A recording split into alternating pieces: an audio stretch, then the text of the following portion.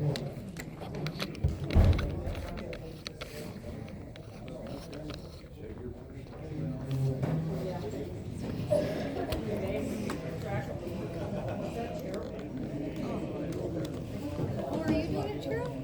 am recording, yes, For Facebook? for We the People. Okay.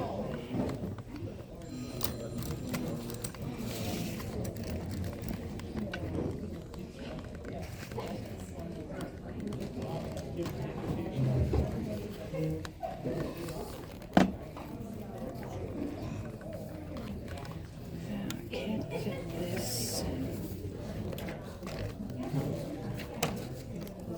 There we go. That's the way to do it.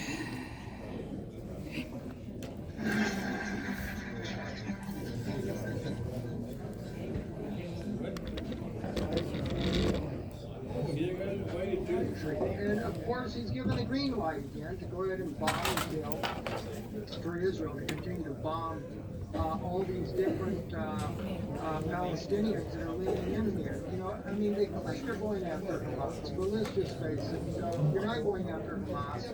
You're trying to liquidate every living soul there, and also putting enough pressure on the people to where they will be begging to go to another country. I mean, that's really the way it's beginning to look anymore. And quite frankly, to this administration, we are definitely having to normalize laws. It is going to be an international law. It is going to be a new world order. And I'm watching just seems like almost helpless. I see the people so much backing off and so much believing, because the good things it does do easily overshadows all this negative thing actually going on. Very destructive path. Okay, if I could have your attention, everybody, I think I'll call the meeting to order. And I think we're only about 10 minutes late, and that's not bad because of my wife Renee. We're never on time for anything. Oops, this meeting ain't starting very good. It's gonna cost you. Anyway, I call the meeting to order, and I think, as always, we should start the meeting with a prayer, and I would ask Kevin Shumway to come forward and lead us in a prayer. Gaza, Palestinians will unlikely be able to return. Will unlikely be able to return. U.S. Let's stand, please. Lord Jesus, we thank you first for answered prayer, for hearing our cries to you, Lord, for putting a good president in that position, and for righteous people around him, and we thank you for that. Lord, we pray a blessing on this meeting today. Lord, may everything that is done and said be for your glory, your honor, and your praise. And Lord, we ask for your wisdom and your direction for this country. And we ask this in Jesus' name. And everyone said, Thank you very much, Kevin. Now I'll ask Jason Steidel to come up. I guess he's already up here, but to lead us in the Pledge of Allegiance. Of this reign. Let me just show you something. I want I pledge allegiance to the flag of the United States of America and to the republic for which it stands, one nation, under God, indivisible, with liberty and justice for all. Thank you, Jason. Let me just take you to this thing. Let me find some here. First off, I'd just like to thank everybody for coming today. This is, you know, one of the big and important meetings for your district. Because the main agenda item here today is that you're going to be electing the executive committee. So basically, the leadership of this group. And you know, our system, right from its foundings, does not work if we the people do not show up and let their voices be heard. So with that being said, if you know, this is the voters' meeting. You guys are the voters. So in fact, even before my brief comments, I think I'm going to move to the members' vote to approve the agenda. And I don't think you have it on the table, but I know Jason has it. on the big screen up here, and I just want to run through it. I think if you're up close, I think you can kind of see it here, but the agenda on the meeting is Secretary's report, Treasurer's report, a legislative update from our legislators, a legislate update from Larry and Jason, and that'll include some commentary from them guys, a little bit of a program, and then we'll move immediately to the business of nominating people to serve on the executive committee. We have a and here's the thing that gets me. nominating team that has identified 15 people that are willing to serve if they get elected today. But that's not who can just get nominated and elected today. This is a voters meeting, so anybody here, as long as you're a voting dues paying member, can get elected to serve on the executive committee. And the way that our bylaws work is that once you elect, we can have up to 18 members on the executive committee, and our 3 legislators are automatically have a position on the executive committee. So that leaves 15 that the voters can vote in.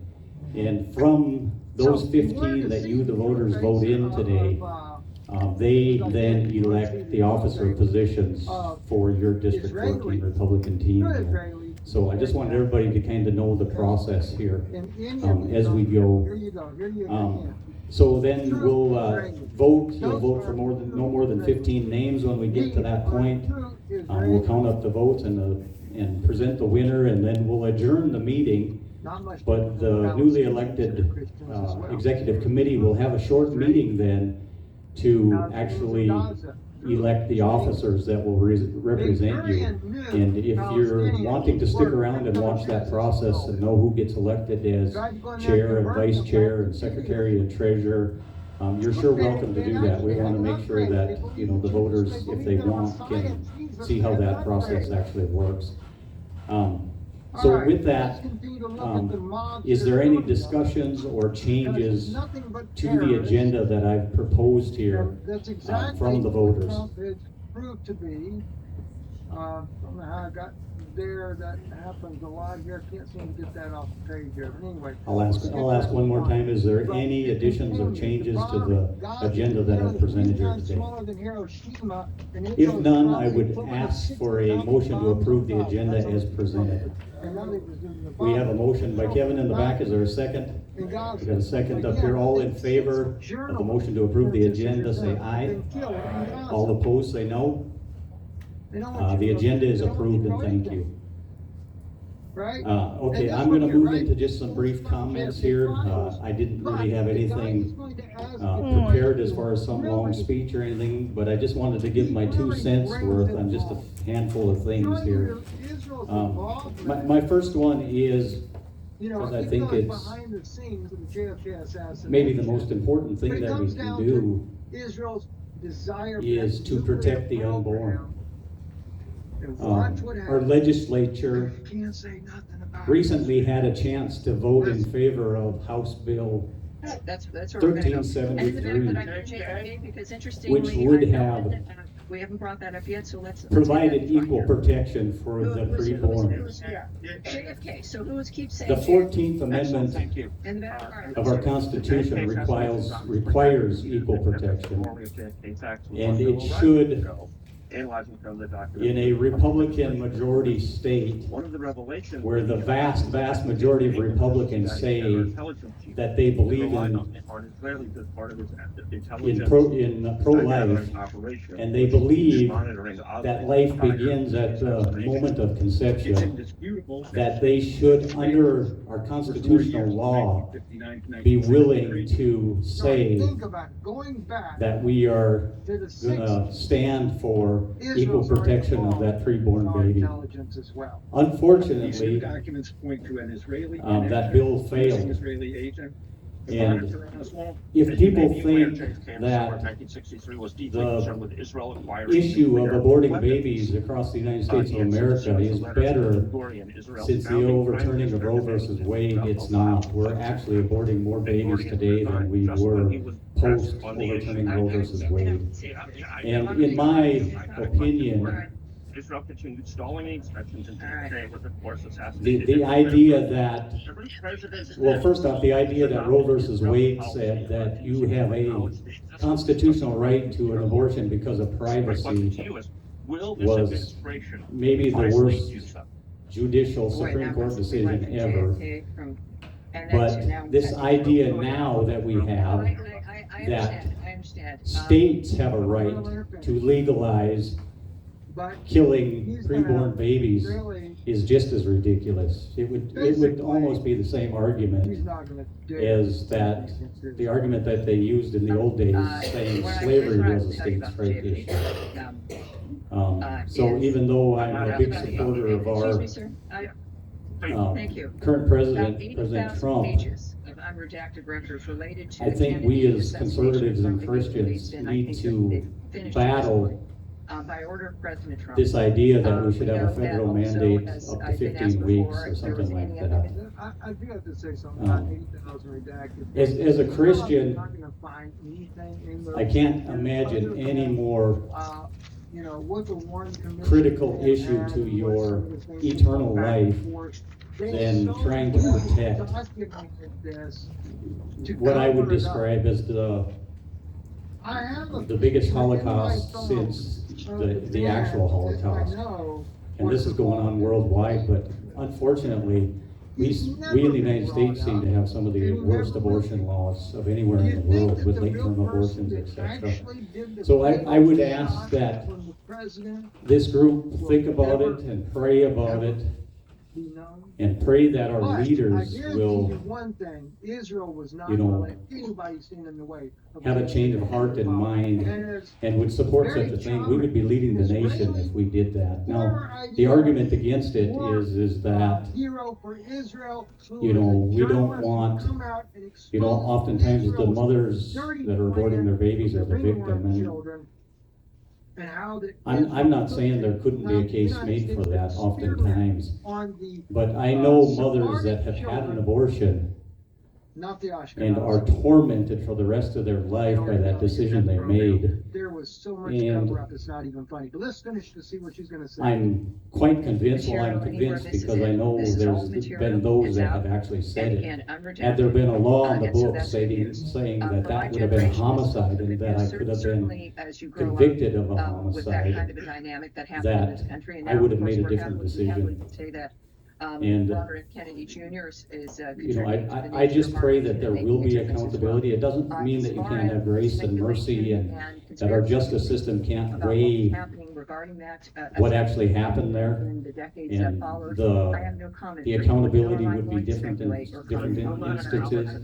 But I just think if we're going to ask for God's blessings, we have to do things God's way. That's what it says in the Bible. And we're not doing things God's way, in my opinion. And I appreciate you guys listening to us. And if you're not a Christian like I do and believe that, then most Republicans across the country will tell you that they believe life does begin at conception. Well, then you don't even have to be a Christian. Our founding documents and our Bill of Rights tell us that we should protect life. That's every life. In fact, it's the most important for the most vulnerable that can't protect themselves. So anyway, thank you for considering that. Please pray on it and please express, if you're like-minded, you know, to your leaders.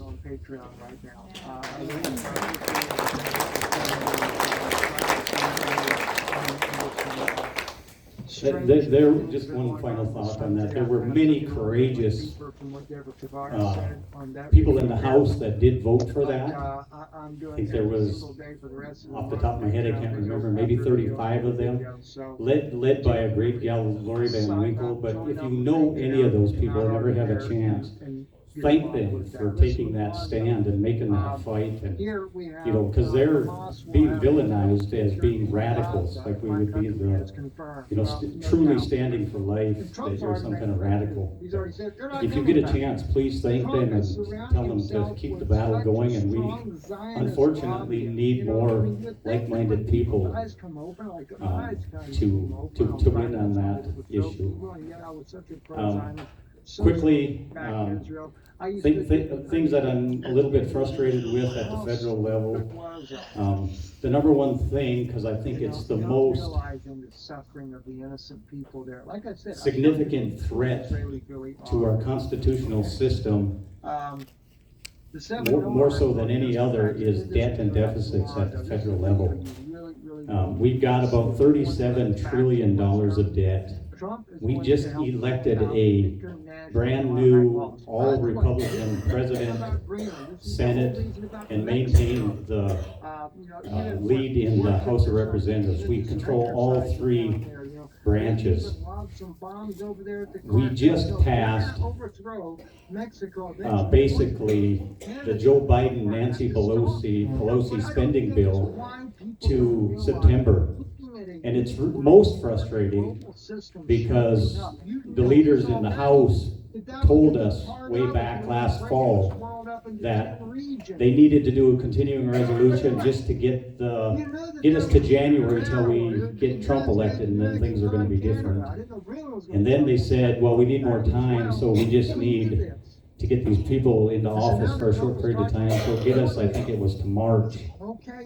And now they basically said we have to continue those spending levels to September to finish out the year before we can make any significant cuts to that spending. Unfortunately, the overspending and irresponsibility is both parties of government, both Democrats and Republicans. And we're the District 14 Republican Party. We need to do what we can to hold our representatives accountable. Because I don't know one member of the Senate or the House of Representatives at the federal level that campaigned on, we're gonna extend Joe Biden's spending level to September of 2025. Ridiculous. Now, I do realize that sometimes it takes a little bit more time to get this one big beautiful bill that they're talking about, but how about a 30-day extension? Or why was our leadership in the House and Senate not already working on a bill that was ready to go day one, or as soon after that as possible? I'm very happy with the DOGE effort at the federal level, and I would say we desperately need one at the state level here as well. If anybody's been following the bills that have been going on, you know, we're on pace to set another record in spending. And we've already been at record spending. We spend more, I think I've said this probably every meeting, but we spend more per capita than any other state in the union here. So, you know, just one example, not from this legislative session, but the last. You know, there was $1 million that was appropriated to teaching children how to ride bikes. Nowhere in our Republican platform that I'm aware of would that be some essential function of government. And if we would look into all the spending and where it's actually spent on in this current session, I think we'll find even way more atrocious things than that. Property tax relief, you know, Measure 4 failed, and I was a big proponent of that.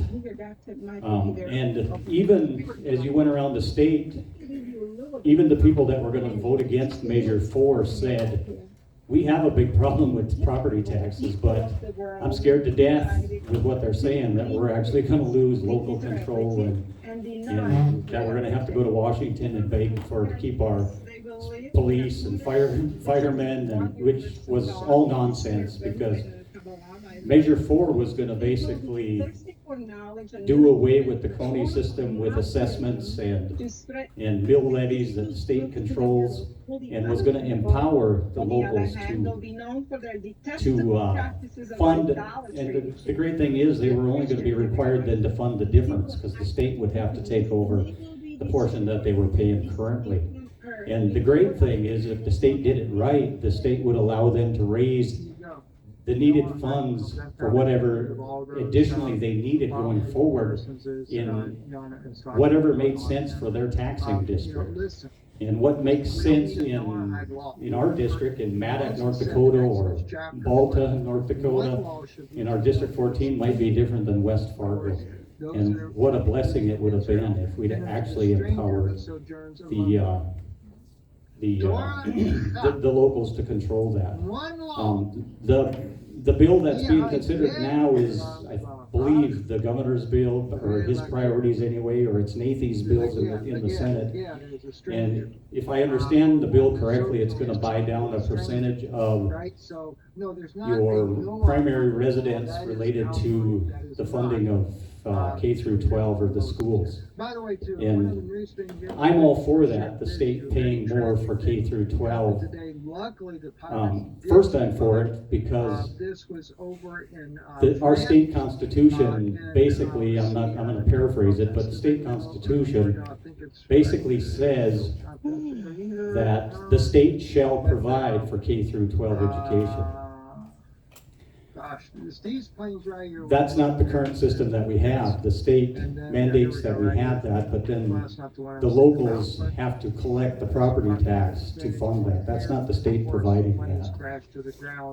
The other reason why I'm not necessarily in favor of that bill is because that bill doesn't provide property tax relief to all classes of property. It's basically a buy down of your current primary residence relative to the costs associated with that school. Property taxes are truly out of control, and we need property relief for all classes of property. So I'm hopeful. I know there's people talking about another measure coming up for consideration. I hope and pray that that is, and that voters around the state will take a second look at that. And I hope it's done in a way that... Good afternoon, friend. Stephen Benin with Israeli News Live. Boy, things are really going nuts. I'm watching all this latest, craziest things going on with Gaza, Trump involvement. I think I'm going to leave it there with my comments. If anybody has questions or concerns for me at any time, you can sure reach out to me. Call me on my cell phone. I'll sure get back to you, help you in any way that I possibly can. You can donate online right there at the top right hand corner. It's been a real honor to serve as your chairman the last couple of terms here, and so I sure appreciate your vote, and I especially appreciate the vote of our executive committee members that were part of our great conservative team here. With that, I'm going to move on to our secretary's report, and I would ask Cheryl to come up and read that report for you. That has it there. They have made incredible momentum, and for the first time in 35 years, looks like they're going to do it. We need their help and support. Please help us out. The report was from Sunday, February 18th, 2024, which the endorsement meeting was held at Steele. The meeting was called to order by Chairman Bill Coons at 2:09 p.m. Board members present was Bill Coons, Chairman, Larry Dindanon, Vice Chair, Cheryl Ryan, Secretary, Chrissy Hager, Treasurer, Tana Walker, Ben McKay, Carissa Galti, John Rice, Carter McDowell. Okay, sorry. Nathan Johnson, Clint. Okay, thank you. Jason Seidel, Represent Robin Weiss, and John Nelson, and Senator Jerry Klein. Tana Walker led the audience in the Pledge of Allegiance. Jesse Livingston led the prayer. Minutes was led by the Secretary Ryan and was approved by the Assembly. Treasurer's Events are report moving by rapidly towards a Treasurer massive Hager. IDF ground Balance as of operation in the February Gaza 19, Strip with up to 2024 5 was divisions. And behind the scenes, indirect contacts $4,239.63. with Hamas A motion was continue made by in an Hager attempt to to bring open it a back new to the checking negotiating account at the table First under International Witkoff's Bank of framework. Harvey. But Israel Funds that is would be preparing to transferred. take Motion further military second. action Motion if these approved. back channels negotiations Chairman do not Coons produce spoke the on desired freedom, results. spending, So far, property the military tax, pressure on Hamas has not motivated it CBCDs, to and the resume the borders. talks. This New is despite business an operation in the nominations last for 24 hours representatives. that left Terry Hamas's Clement flagship asset. nominated Jason Seidel for We'll tell you representative, about second how by the Lydia IDF and the Guestling. Shin Bet Mike struck Ross more than nominated 100 Carissa Hamas Gothy terrorists for pickup senator, trucks in a second by matter Lee of Wentz. minutes. Ben McKeon nominated Larry DeDaman for representative, Convoys second by during the release Carissa of our Gothy. hostages, in Jerry which Hamas Klein, used to Senator kidnap Robin Weiss, people into representative, Gaza and John on Nelson, October 5th. representative, Hamas did also not seek issued a the warning to endorsement of residents District of Gaza Strip 14 not GOP to use for the military June vehicles 11th behind primary. the airport strike, Nominations in which the were pickups closed. The were vote destroyed.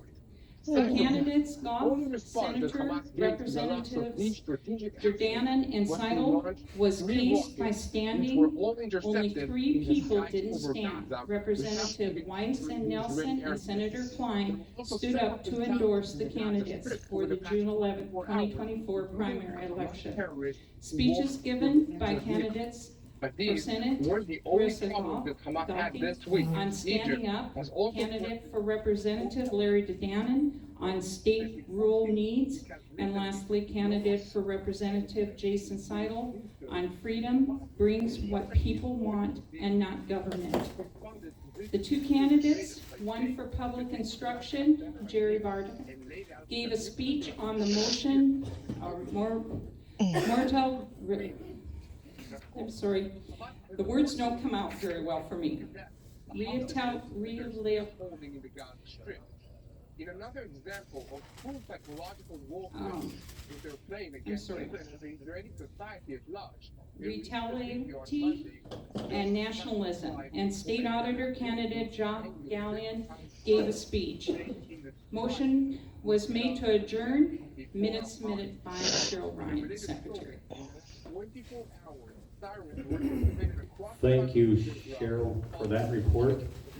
Is there any additions or corrections from the voters or from anyone here? Is there any additions or corrections? Is there any additions or corrections? If none, I would ask for a vote to approve the minutes as presented. We have a motion. Is there a second? We have a second. They were All those both in favor pretty. say aye.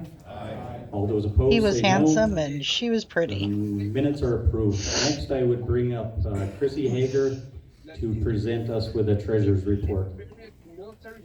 Oh, yeah.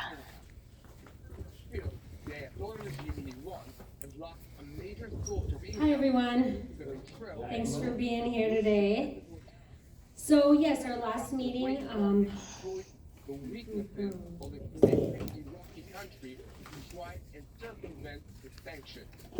We have a lot to talk about today, and let's dive into the details. I'm Pinto, and this is your the ground report about nothing happening in last meeting on February 18th of 2024 here in Steele, we had a balance of $4,239.63, $42.39.63. Today we have a balance of $500.07. At that meeting, on February 18th, we had contributions totaling $5,241, of which none of those were more than $200 from one individual. So they were all considered contributions less than $200 from the individual, $52.41. And then for expenses for the year, since then, we haven't had a meeting since then, but our advertising for that meeting, $412.19 to the newspapers, which there's 7 of them, so Burley counties can really add up, because it's a big Bismarck City Tribune. And then operations, from that meeting, we had the chair rentals, table rentals, the venue, let's see, and then the meal, all of that totaled then understand the 4293.37. We hope that you enjoyed this conversation. We hope it's been a benefit to you.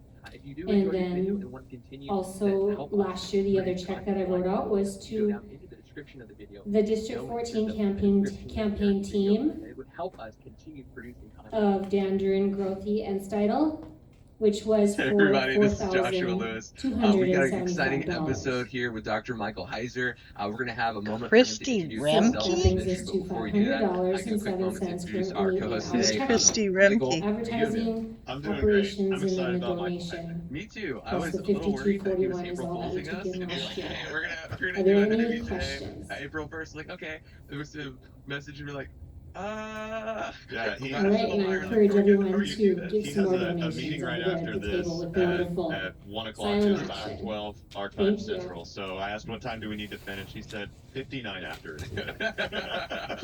cool. Dr. Is Heiser, there tell us a any little bit about yourself additions, and your corrections, or ministry. questions on the treasurer's report? So many of our, much Any of our audience is additions or very familiar with you. corrections? Any additions But or we would corrections? love to catch up those. If none, I would request a vote to approve as presented. title now is executive. We have a I don't motion, know is who there a Christy second? Remke Is there a is. second? All those in favor say aye. Before All that, those opposed say no. 15 years at Logos Bible Thank you. Software. My initial title was editor, and that. Next on the agenda, I mostly I wrote. think Chrissy stole my agenda, but that's okay. 3 years. Next on the agenda, we have our three legislators And herded cats. set up to give us a quick legislative update, and then there was gonna be some time for questions or concerns from the voters here. Unfortunately, Senator Klein just let me know that he had some kind of a family issue and couldn't attend. On the way driving here, Representative Wise texted me and said, sorry, he couldn't make it. And I unfortunately have not heard from Representative Nelson, but I didn't see him unless I missed him. So we have a 2-year Somewhere in the program. crowd here, I don't believe so. Like that. So with that, we'll just move on to the next item then. And we have 100. And I would like Larry and Jason, but I think they're gonna do it in two parts here, so I think I'd invite Larry to come up, have him introduce himself. Hey, what are we doing? What most of you know is he was our endorsed candidate for the House of Representatives that you endorsed, at our last voters meeting. And they ran a tremendous campaign, and I personally wish they would have been elected, but it wasn't meant to be. But anyway, I'll turn the mic over to him and their program, and please give them your attention. Well, I did jot a few things down to keep from rambling on here, but first of all, I want to thank everybody for joining us today. It truly speaks volumes about your commitment to the future of this district. I want to also thank those of you that contributed not only your time but resources to try and get us elected. It was truly a humbling and enlightening experience for me. I want to point out our current state legislative assembly has me concerned. They've made it clear that they desire to limit the powers of our counties, townships, and actually diminish the voice of the individual within our state. Current House Concurrent Resolution 3003 aims to increase the threshold for constitutional measures to 60%. Keep in mind, 2/3 of North Dakotans voted for term limits, and yet they're still pushing bills to change the rules. So once you got it done, it was like. Their attempts violate the provision the voters passed in 2022, stating that any changes must initiate with a petition of the people. Senate Concurrent Resolution 4008 also seeks to overturn what the voters approved in 22 by increasing the term limits from 2 terms to 3 terms. I'd love to be able to check that conference out. Senate Bill 2208, which is referred to as the Blackmailing Local Government Act, states that if a city, county, or township adopts an ordinance or policy that interferes or conflicts with the energy infrastructure projects permitted or approved by a state agency, the city is not eligible to receive any grants. This includes projects that local governments have been opposing at the behest of their voting citizens, such as wind towers, So probably Summit Carbon Solutions and their CO2 pipelines and other green we're projects. still sort of assuming that Which we basically, may be House able Bill to have that. But 1258 we'll call that passed overwhelmingly 86 to 7 by the House, which basically states that the state of North Dakota is taking over zoning regulations my social media and stuff. taking local government out of the process. But once we The list goes on. pretty quickly. I believe many of these issues we face are due in part outside, are due in part by outside corporate interests that are motivated by the wealth of this state and not necessarily the best interest of individuals. As new leadership begins to emerge in our district, we need to develop a culture of unity and focus on protecting individual rights, our liberties, and the voices of the township and counties. Ultimately, we need a new and unencumbered leadership.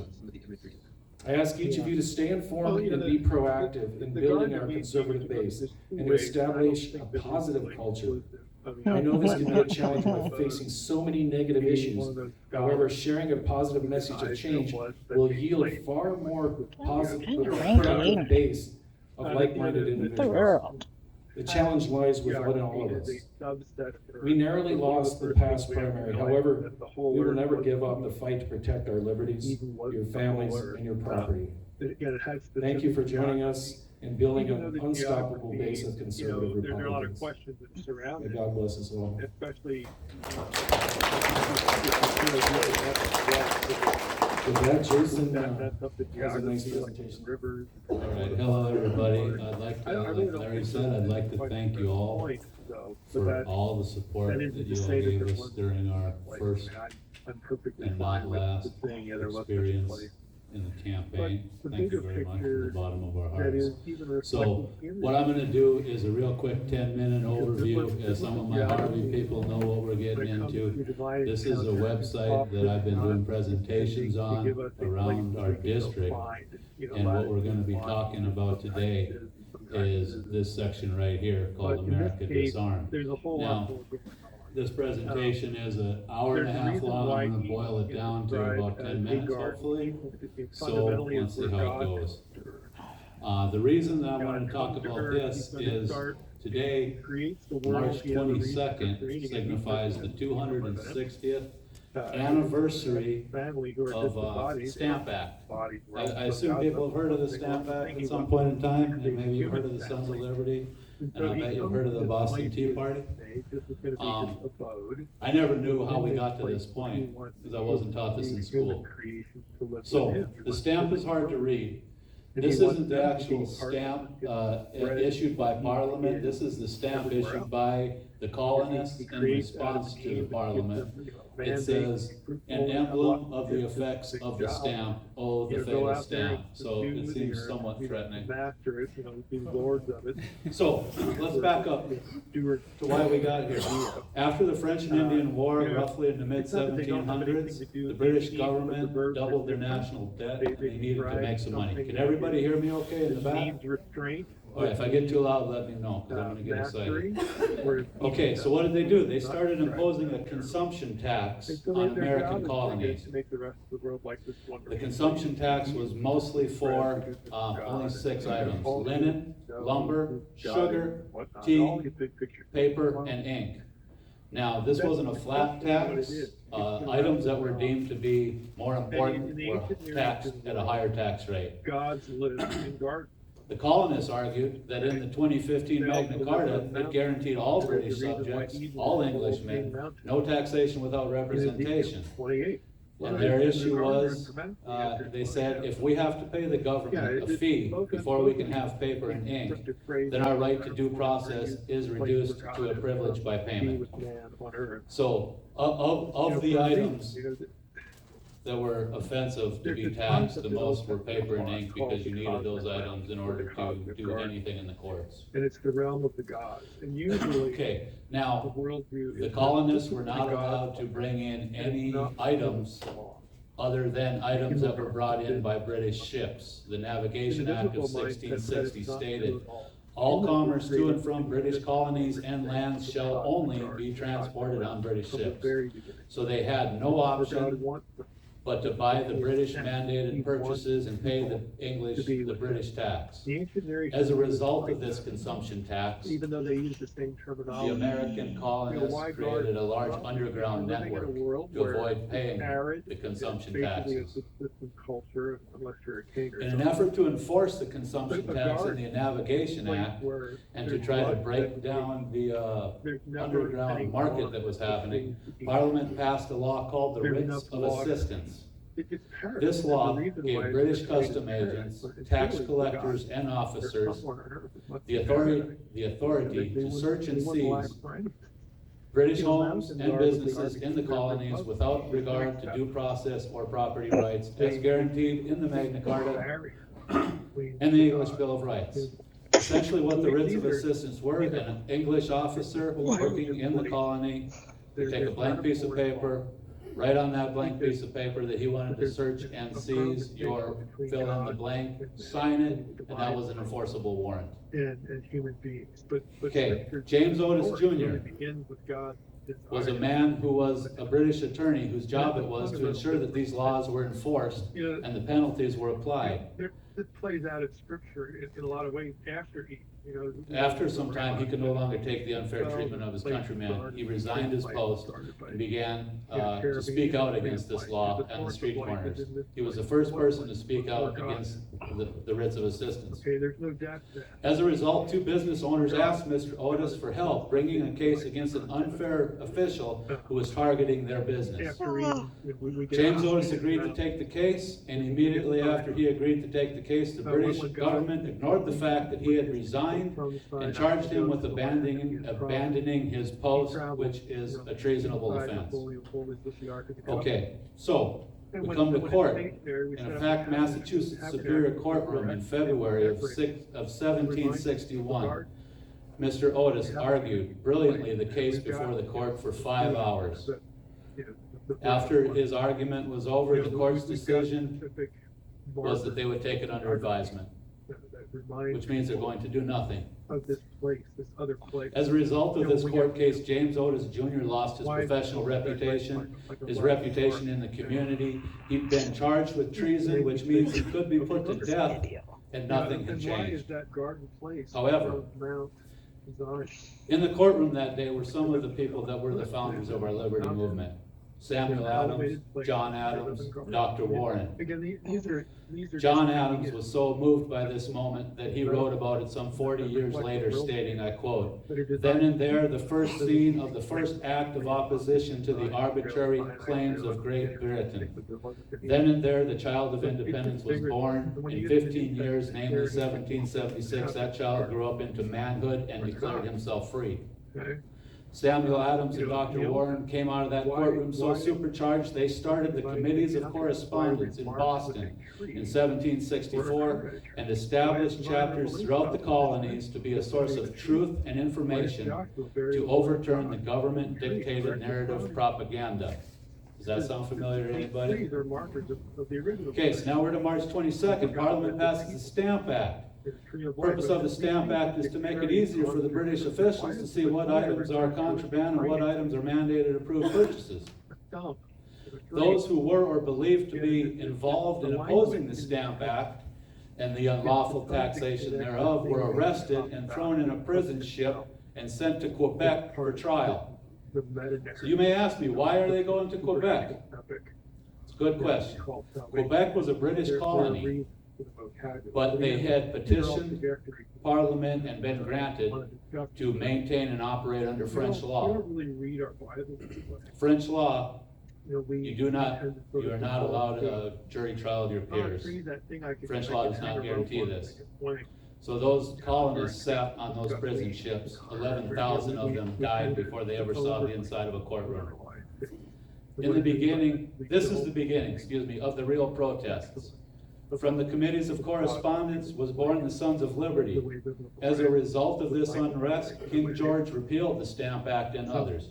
Now this upset Parliament, because Parliament was the one that passed the Stamp Act, and they'll be damned if they're gonna let the king show them up. So they passed the Declaratory Act of March 18, 1766, which states Parliament Parliament assembled had, hath, and of right ought to have full power and authority to make laws and statutes of sufficient force and validity to bind the colonies and people of America subject to the crown of Britain in all cases whatsoever. I'm not a lawyer, so what does that mean? In simpler terms, what Parliament is saying is we can pass any law regardless of whether it follows our Constitution or not, as long as we feel it serves to benefit the empire. As a result of this act, the Sons of Liberty activity grows, the assaults on British agents grows, and the people become more and more united. After several years of protest, organizing, and petitioning the government for redress, we get on December 16, 1773, what we know as the Boston Tea Party. Mercy Otis Warren was an eyewitness to this account, and she wrote about it in her book. And I quote, "Somberly they walked through the town, anticipating what they were about to do. They walked to the port, up to the ship. They asked the shipmaster for the keys and were given the keys. They unlocked the hold, took out only the East India Trading Company tea as it was the mandated tea. They emptied the holds of that tea and emptied the boxes over the sides of the ships. When they had completed their tasks, they locked back up the holds, handed the keys back over to the shipmaster, and walked back to their homes in the same way." They were not protesting a tax on tea. That tax had already been cut in half when the king repealed the Stamp Act.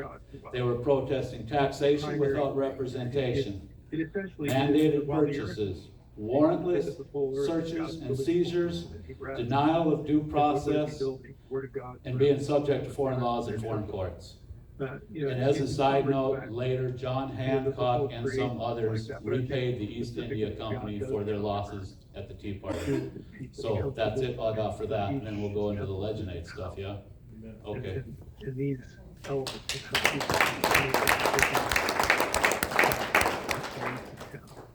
All right, I don't know if you guys are familiar with the Leginate handouts that we were doing presentations on. I got handouts here, but they're from the last session. And then maybe if you got anything you want to jump in there. But just understand that the legislate by some or application by now many is that updated speaking of as we're going through this saying session. fall of And there's saying a I want to just QR read code you you can a click on with your specific phone section or a web that address. follows up to You what can go God in and read, look where at it's this like as it it's starts being out by talking updated about you were throughout in the the garden month. of God, precious It's a really stones, good just name tool the stones, to you look just at refer to them. specific bills. As it You keeps can look at going, how verse 14, you are an anointed guardian cherub, I placed you, you are on the holy mountain of God, in the midst of the stones of fire you walk, so you just refer to that. All right, so here we have the Minnesota House Assembly of 2023 and 24. You see the blues, which are Democrats, you see the reds are Republicans. I think a lot of people here already know where I'm going with this. We go to Georgia House Assembly, and we're just gonna give this a quick overview because we don't want to spend a lot of time on it. I'm sure everybody's got stuff to do. Again, all blue is Democrats, all red is Republicans, that's just fine and dandy. Now we get to our legislative assembly. I think it's, this session is up here already. This is the House. Poster children for So we'll submit that, To the prophets, and it's gonna take time to load. effectively are going after them. That my view is that, and again, it's not just my view. It's I didn't invent the view. There's lots of people who Let's try share this it. assembly. That Try last the assembly. writers, respectively, of these chapters are drawing on the story of a divine There, you rebel. wanna fill in while I'm, sitting here in circle? Like the Hebrews of that, Yeah, wanting to what he's be gonna like the show Most you if High. it ever comes up is that we have a tremendous Is amount. the backdrop of what they are accusing Hebrews of. I mean, basically, is this the kind of Hebrews to say?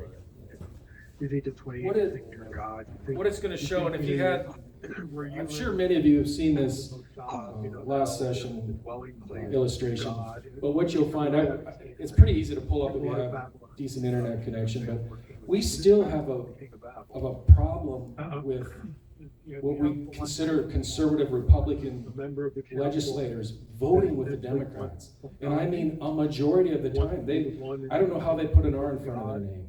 And to me is quite concerning. Like I said, with this application, you can go in there and look at any individual, the individuals in our district, and you can see precisely every vote that they've made. We need to, is this the current one? Okay. What we need to do is we need to make this clear to our Republican friends and family that include them in this process so they understand actually what's going on in our state. I found in our own community, I can ask 10 people, and I might find one person that can name all 3 legislators that we have. It's sad. It's really sad. They're unaware of what's happening. At the end of the session, you know, they'll maybe gripe about a few bills or whatever. But the bottom line is we have to get the word out and let people know what's actually going on. I know it's every 2 years, you know, so we've got a period of time that, you know, we sit back and just kind of take whatever has happened. But the point is share this tool. The sheets that are on your table right now, there's an easy access to that website.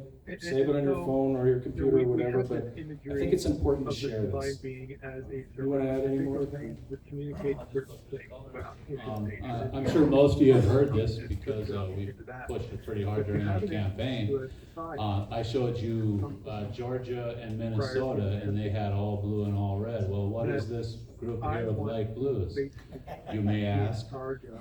This group of light blues is Republicans, conservatives who vote more with the Democrat Party than they do with the Republican Party. Now, I'm not sure, is this L, is that the leader of the Republican Party, Mike LaFleur? Well, he seems to me to be more of a Democrat than a Republican, just based off of that. But anyway, you can click on their name, and if it's working properly, stuff comes up. So on and so forth. Now, a lot of scholars will give you the and they will point, I don't want to get records too and far in the stuff. lead period because it doesn't really translate well to a podcast. Since I've been on this, Larry, They you got will, anything on they that? will resist No, it what he's sharing is, so the traditional pick on an individual legislator, and you, not difficult. Well, okay, I guess you could call them difficult, but they're difficulties. with that comes There's some atypical. their name, and then it goes through, each one of those dots shows a not different bill and how they voted, and you can go into the bills that they've sponsored or co-sponsored. I mean, you could take a deep dive into who's representing you and the posture they're taking. And that's really what this tool is for, is just as an educational tool so that you understand that the battle that we're dealing with as conservatives goes far beyond saying you're Republican. It's the attitude of what it is to be a Republican. Unfortunately, I don't know how we got into this situation in this state, but these representatives have quickly realized if you want to get elected in the state, you got to put an R in front of your name. It really doesn't matter where you stand. And this is because of, you know, we've become victim to this because of a lack of knowledge. It's important that we get and share the word, really what we're up against. And I think some of the bills that have come through this last session clearly illustrate the trajectory of this legislative assembly. I mean, they are doing everything they can to reduce the power of our communities. This district, we're parts of 7 counties, we have 3 representatives. We have a ton of infrastructure that needs to be handled, roads, bridges, and so forth. And I tell you, I feel like our state legislative assembly has literally put their thumbs on us. We're not getting any help. A little prairie dog money. In Eddy County, the last I heard, we get enough prairie dog money to maybe get close to a mile of highway, paved road. I mean, we've got miles of road that need help. Miles. And you know, Bill, I gotta back that up. We talked about mills, and I first told you that one mill in Eddy County was around 17,000. That's what it is, not 170,000. So you can tax the hell out of us. It isn't going to make 2 bits of difference. We need help from a state level. We got a water line that's running across this state that's costing billions of dollars right across our district. And if I look back at the water project that we've had over the years, from Garrison Diversion to the McCluskey Canal to Lone Tree Reservoir, we've got a perfect track record of not getting anything completed. And I'm pretty sure the chances of this not ever moving a gallon of water are pretty good. but yet it's 100% state funded, and it's a multi-billion-dollar project. That would go a long way to help a lot of the infrastructure in our district. That is the backdrop of this presumed. With that, I'll pass it on. And this is why they share so much of that. I'm not gonna spend a lot of time on this site because it seems to be glitching out a lot, but I just picked one guy randomly and it finally came up. These are all his voting records. It's a lot to be able to plow through. Vote deviations is how he deviated from voting with the conservatives. It's a little bit less overwhelming, but it's a good place to start.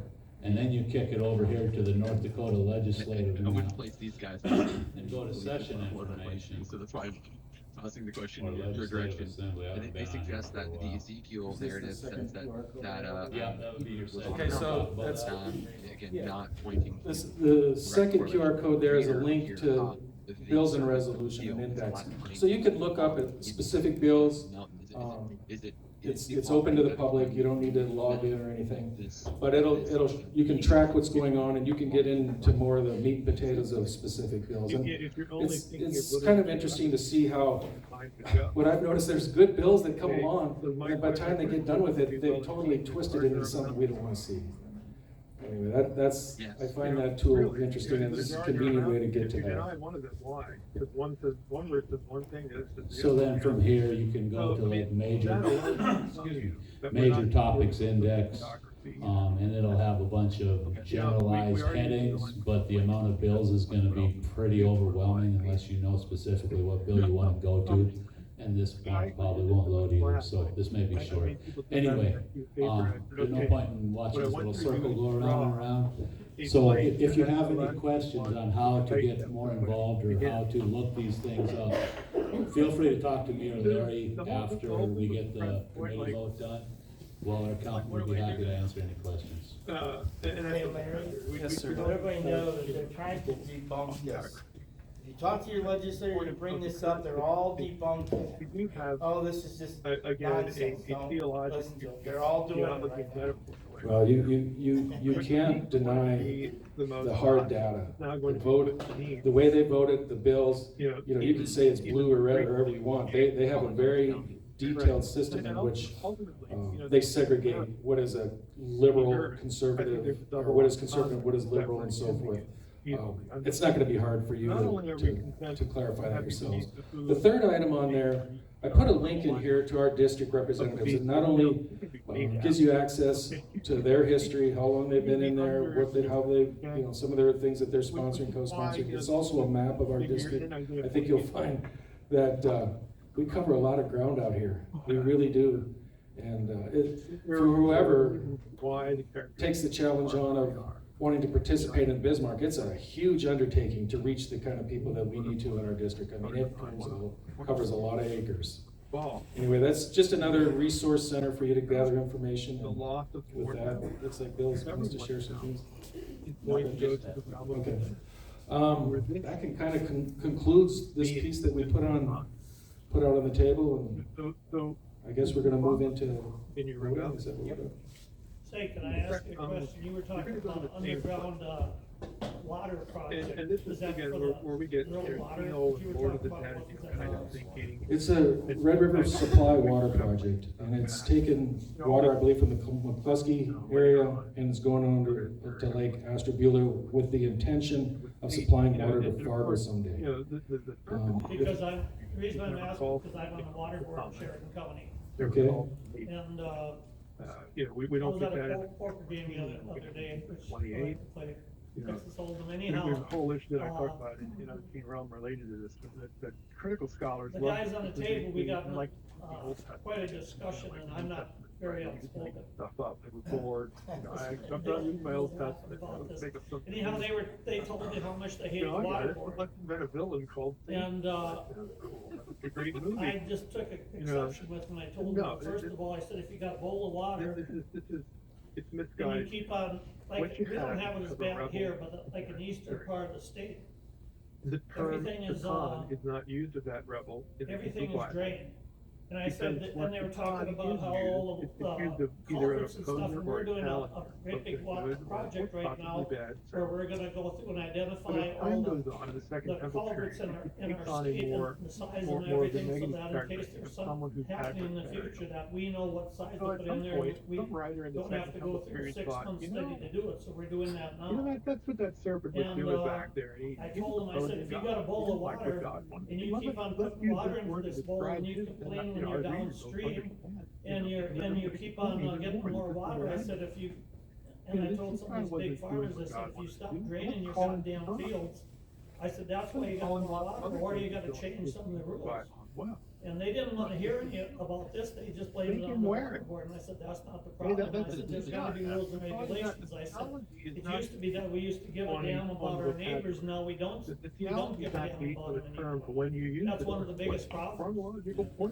Yeah, I think it's an issue that is gonna take a lot of work, because, you know, you brought up culvert sizes and so forth, and as more drainage and that happens, it's a dynamic, it's a moving target. As more gets drained, the more these culverts need to be analyzed and Well, so if you forth. look downstream and you're moving that water downstream, it depends if it's a natural waterway or where it is. No, it doesn't matter. You're gonna have to have bigger culverts downstream than what you used to have. And you need to go all the way down the line. It just doesn't go. We have to go and identify it first of all. He still does what he does. And then there was another deal that was gonna come up. Like I said, I'm on the water board, and I was down at the state meeting down in December. What's the problem? And I was to the upper board, I guess I call it, we're just a little local guys, the upper board, and I sat in their meeting That you before I get went to my on the other internet. But And they were unfortunately, talking about there are scholars, I think, that it was this quiet, that when you go whether to they their mean meeting, or not, you can hear a pin drop, because if somebody says something, everything is yes, yes, and that's some it. opposition going on. So Well, I said to them, there was gonna be a bill in the legislature, they wanted to go and adopt some lawyers for water issues, they wanted to have some judges appointed for water issues.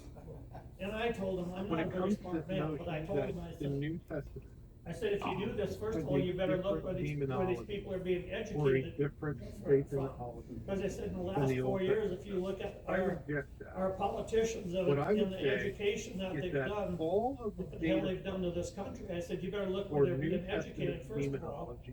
Because I and said, New you don't wanna Testament put a bunch of people in there Our that don't know English anything about water issues, and then I told, there was a lawyer that brought this up, and I said, when they have this new bill, I said, if you went, you took all lawyers and all judges and held them underneath the water for 2 minutes, I said, after that, they'd understand about water issues.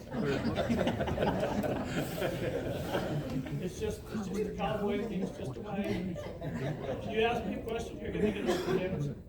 No, it boils down to property rights. I mean, that's it at the end of the day. I guess the thing that the reason I bring up the Red River Supply water project is, right now, Fargo is spending billions of dollars. By the way, they are getting some federal assistance and other funds. This water project that Red River Supply, 100% You could state maybe.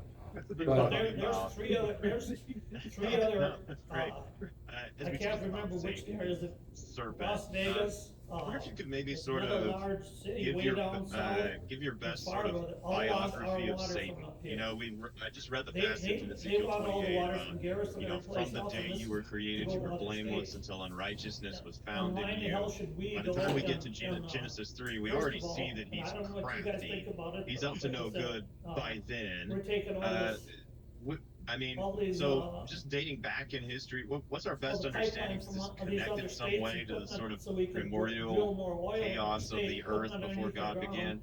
And if you take His some of work the of stuff and put it creation, in a glass of water, and then just it kind of makes pop out of it because of physics. So we're What's taking that? that stuff It's like one of those under our water bios where like the systems childhood is in covered western North with powder. Dakota. What the hell is it gonna do to our water systems in the future? And Jesus, you're in I don't know favor what's of it gonna God, do to our man. underground water system. Give us a Yeah, biography. there's a cause and effect for everything. And I brought this up when I was campaigning, but I look at the money that Fargo's doing for their diversion. Why wouldn't they hold some of that water back? Why aren't they building a reservoir? You know, maybe I look at things too simply, but I'm thinking, boy, you dig a big hole there, what do you end up with a big hole? You end up with a big hill. So you got a place for recreational boating in that, maybe even as much winter as we have, you'd have a little ski resort out of it. I mean, it's just, I just see a bunch of short-term planning. And they've sold to this water project, I know to a lot of communities that, in Carrington, for example, that you're gonna be able to tie into it. If you don't belly up the money and tie in now, we're not gonna let you tie in later. I mean, there's just a lot of games going on. But the fact is that I don't think it's good water management, period, to be trying to do this once again. You know, if it could really sell this project and that they could pull this off, why didn't they just lay that pipe into the Garrison diversion to begin with? It's already, they've already have the property.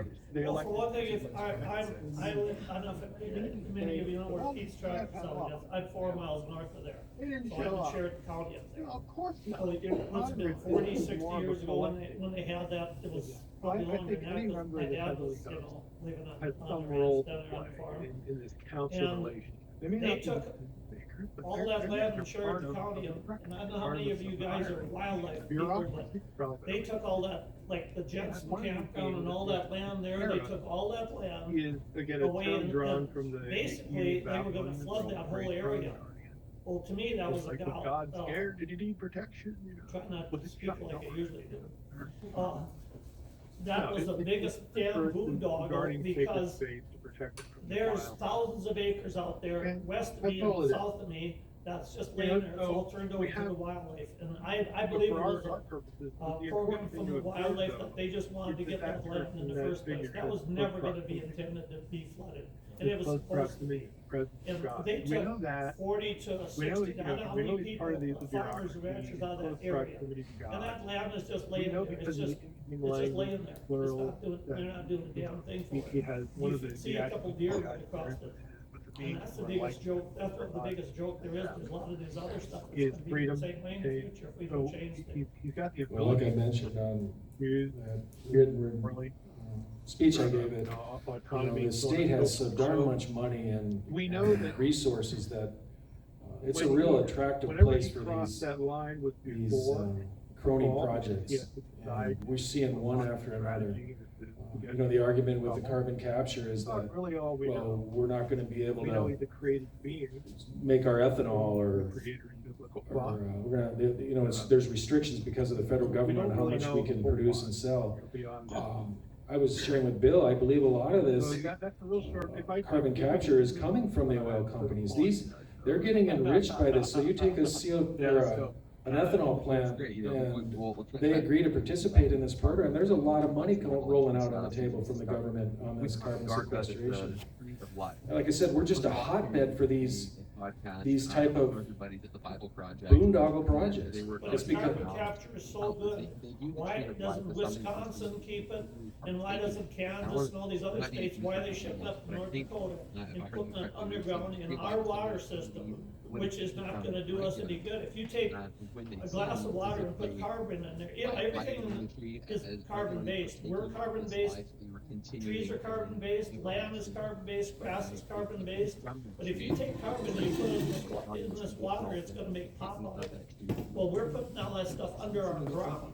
Yeah, that actually. We don't think about the future, what's it gonna do in 20 years or less than that? Oh, absolutely, and the fact that CO2 is plant food, come on. I mean, all of us learned this in high school, didn't we?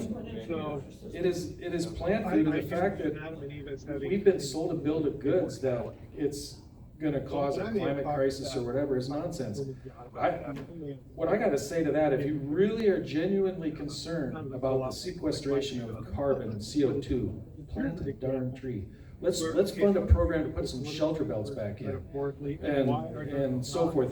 This nonsense is just literally a money grab, boondoggle, and us as taxpayers in the whole country get to pay for it. I know that the big wigs in this state are 100% behind it. I asked Kelly Armstrong, he was out at our gun club a couple years ago, what his thoughts were on it. And he simply said, if it means making money for North Dakota, I'm all in. I mean, that's his answer to these type of issues. I mean, I was appalled, truthfully. Well, that's the whole thing, you gotta look at the thing where the money is going, and a lot of people aren't looking at that. You know, that So they forget about this. okay, he's dead. Ben McKay.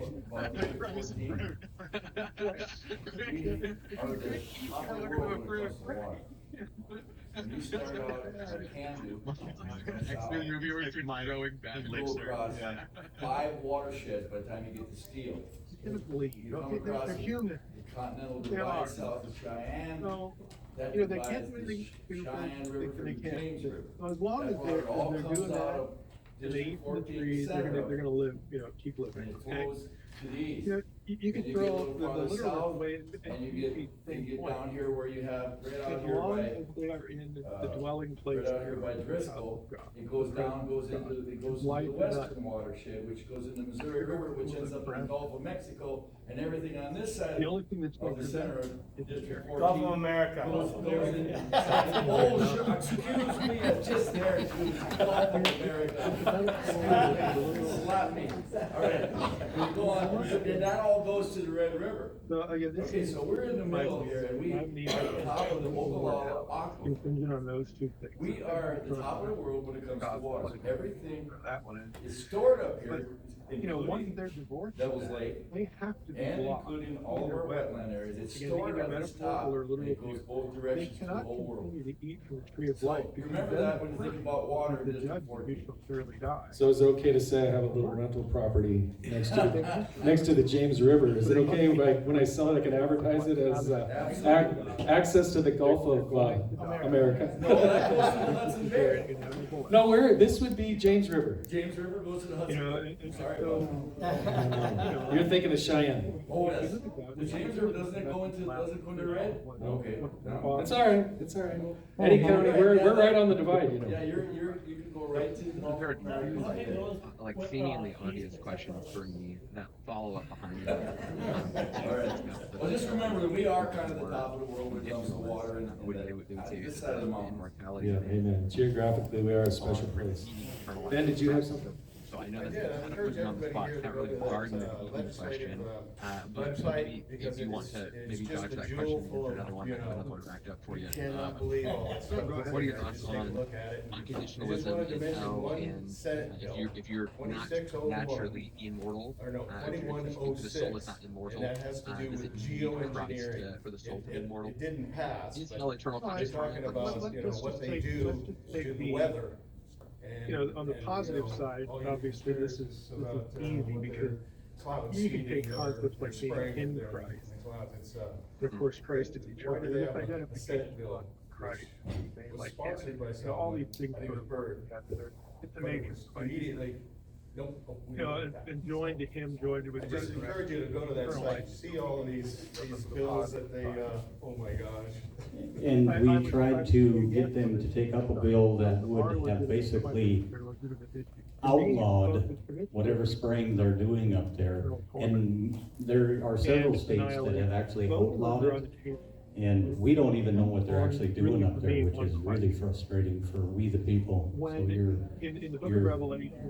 you're not important enough to have our government let them know what they're doing above us if they're, providing us with toxins. We don't have any idea. So if you see these jets flying over, and it leaves a trail from horizon to horizon, and there's more than one, and they go different ways, that's not a condensation trail. They're spraying chemicals and heavy metals and everything else on it. Are you talking about, Bill, are you talking about, different legislation things, if you look in the North Dakota Stock Association, now the result of that is it's got still all the bills and different things that. separation from God, It's because got a whole consensus of every bill that they've gone through. It's a good. you're not in Christ, by definition. You have to be annihilated forever. But if that's geoengineering thing something new to you, go to geoengineeringwatch.org. Dane Wigington is the man there. It's going to be. It's a way of sort of negativizing the degree. And as far as name recognition, the number one sponsor of this probably worldwide is Bill Gates, because he's doing this or being an advocate for this to block the sunlight and to reduce the Earth's temperature.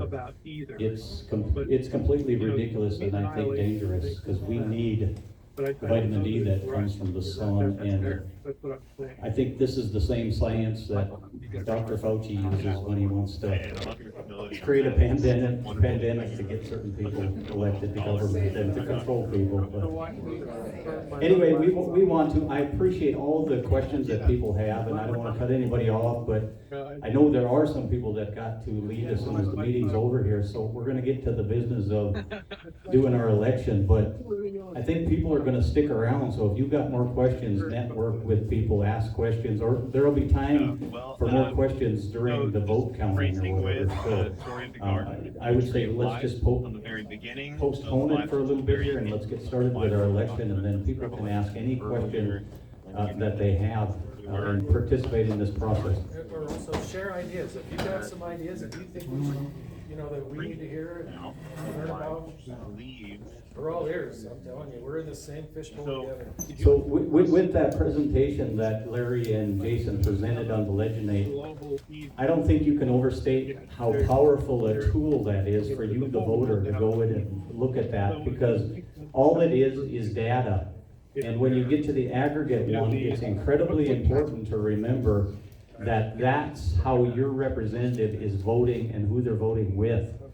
So when you see all them light blues in there, they're Republicans that are voting with the Democrats a majority of the time, a vast majority of time, on bills that are basically not a consensus, or we're just 1 or 2 votes from being a consensus. So all it is hard data. So if you're voting a majority of the time on bills that should be partisan, because there is a partisan difference in the country, like when Jason showed the screen and it was, I don't remember what states it was, Democrats believe in this and vote as a party this way. Republicans believe in certain principles and vote as a party this way. Our North Dakota Republican Party, a big chunk of our Republicans are voting as a consensus a majority of the time when it matters, when it's not a unanimous bill with the Democrats. Why are they doing that? And they could be elected, but they should be elected under a different brand other than a Republican, because if you're voting a majority of the time with the Democrats, you probably are a Democrat. And that'd be a good, but anyway, let's get to the business, and I sure appreciate these guys and their presentation that they did for you guys.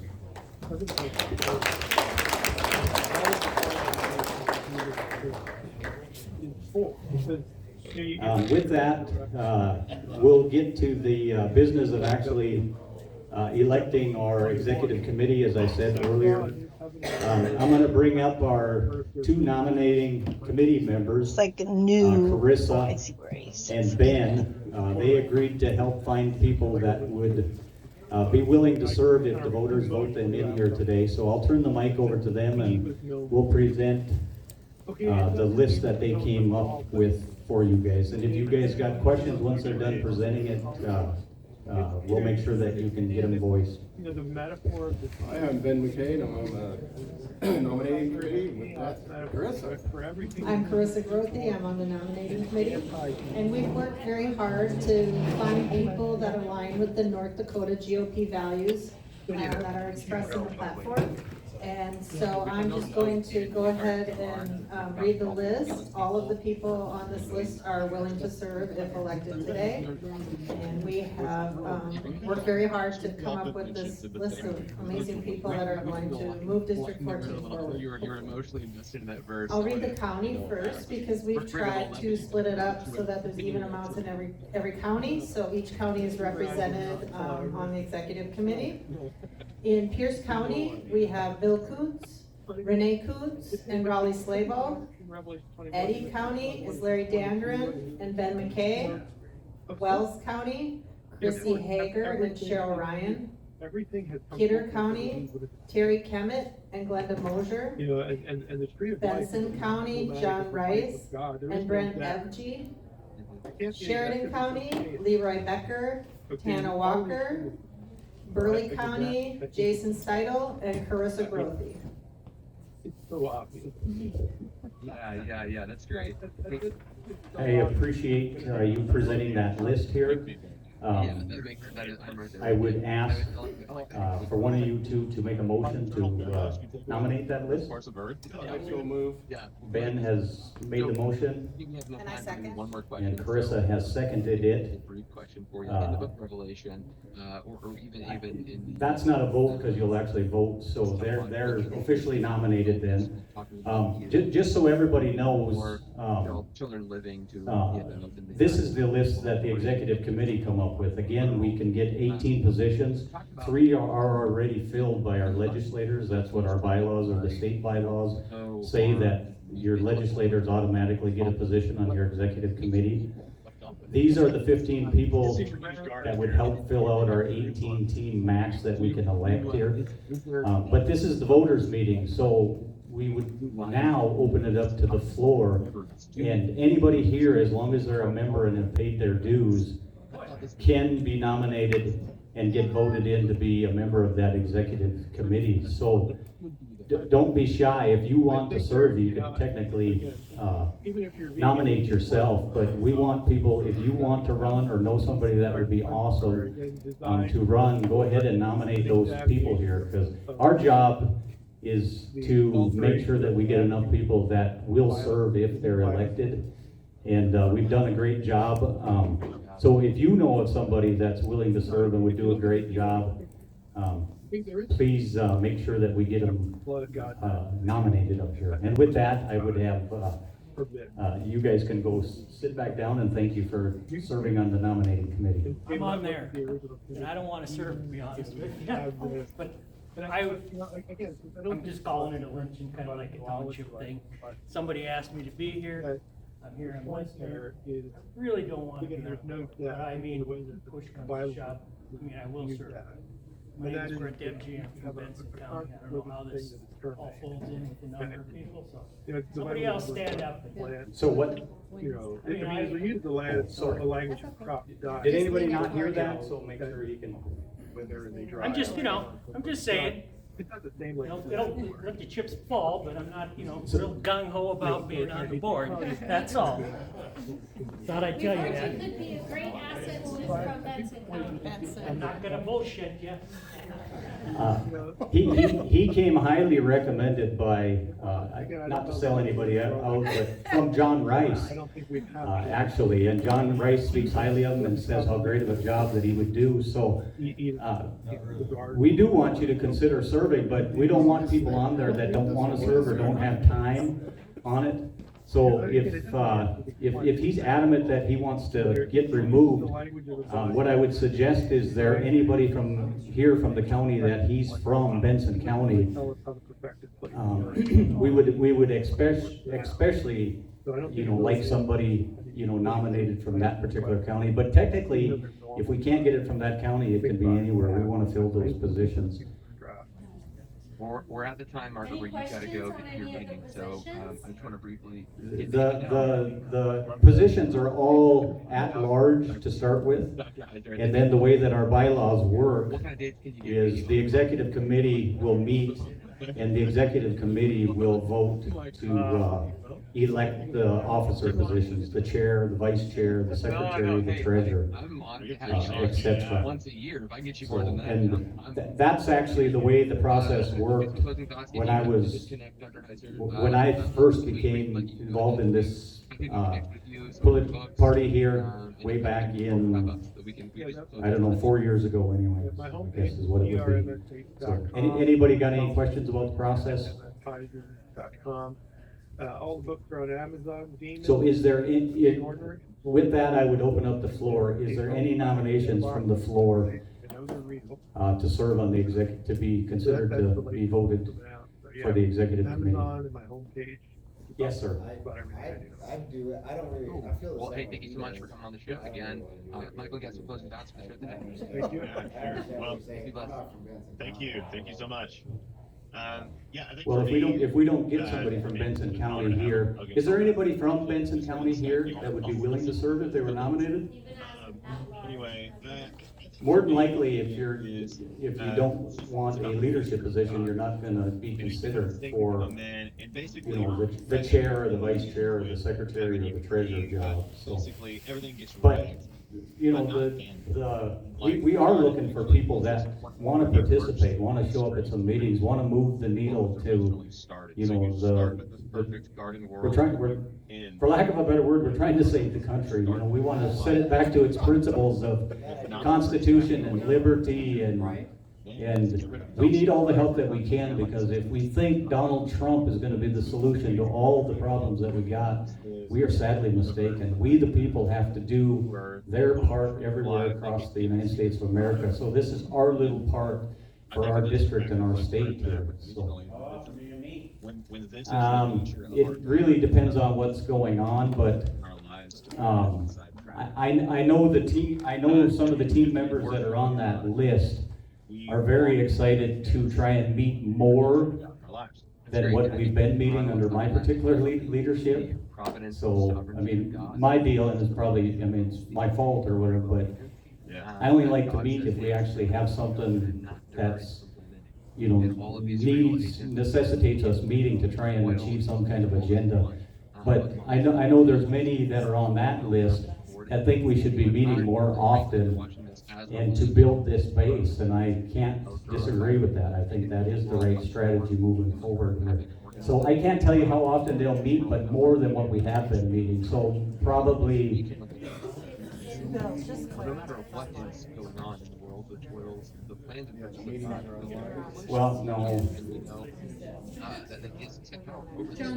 We're thankful. And the other hard thing about meeting.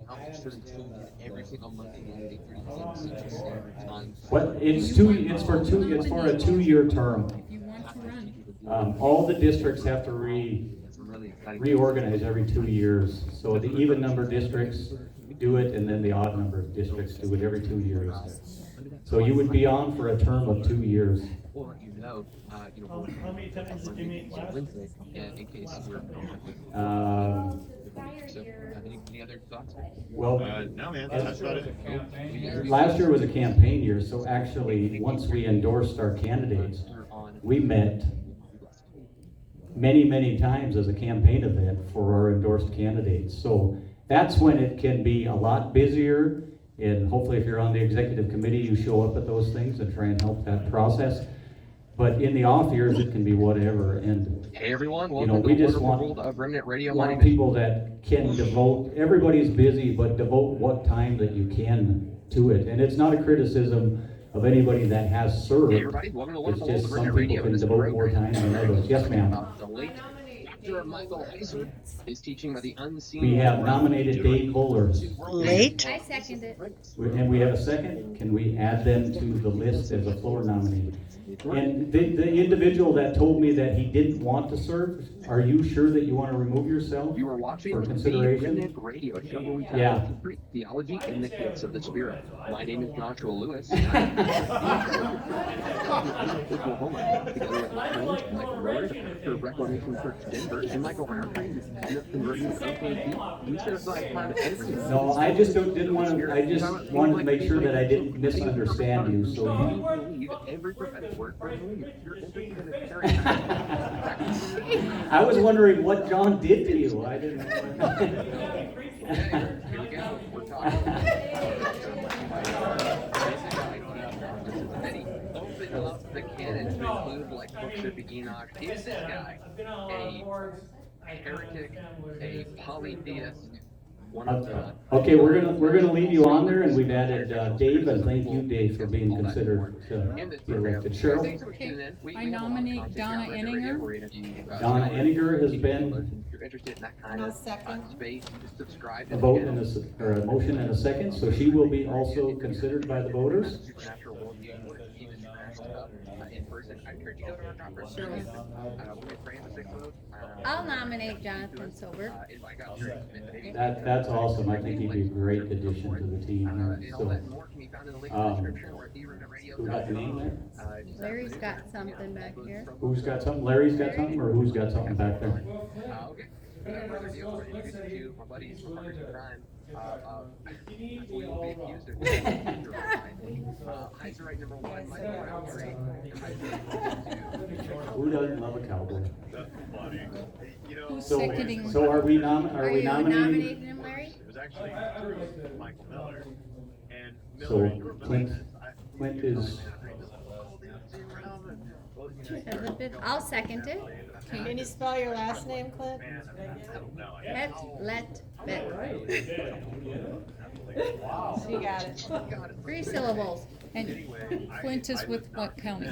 And then I read his book, and I've read several of his books since. And I thought, okay, this is not what I thought it was going to be.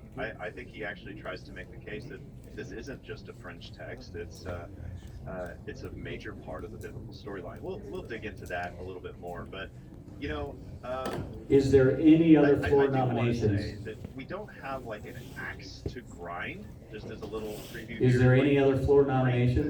Dr. Jordan Cooper on. Is there any questions about the process that we're going through? I want to make sure the voters understand what they're. Radio a number of times with respect to his scholarship and views, and in fact, It's been moved to close the nominations and seconded. With most of what Is there any discussion on that? It's really. Is there any discussion on that? Is there any discussion on that? That caused the greatest amount of concerns. We'll move to vote. All those in favor of closing the nominations, say aye. All those opposed, say no. The motion passes, and we'll give our clerks just a minute here to get the ballots ready for people to vote. In the meantime, you can use the restroom. There's coffee, water in the back, and cookies, and do not forget our silent auction that we got going on. Go take a look at all the goodies, and please bid if you can. It might have been when I read it, and I went down to a Prophecy Watchers event because I knew that he was going to be there. The event was pretty wacky.